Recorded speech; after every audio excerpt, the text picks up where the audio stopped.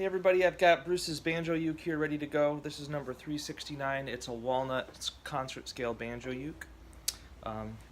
Nice red stripy pistachio fretboard. And the rim and the neck are from some curly walnut I got from Gobi in Portland. It's a nice subtle curl, a little bit of flame in it. It's pretty.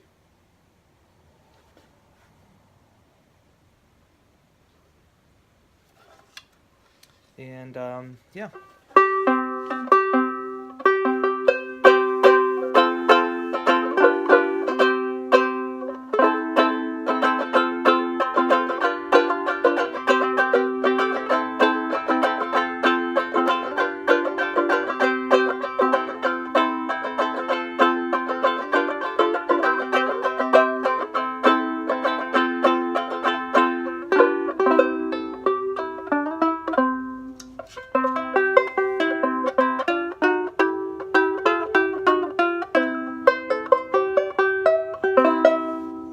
Yep, it's good. Crisp, clear, loud, but pretty.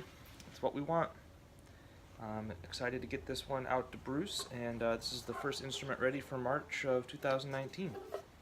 So, cheers.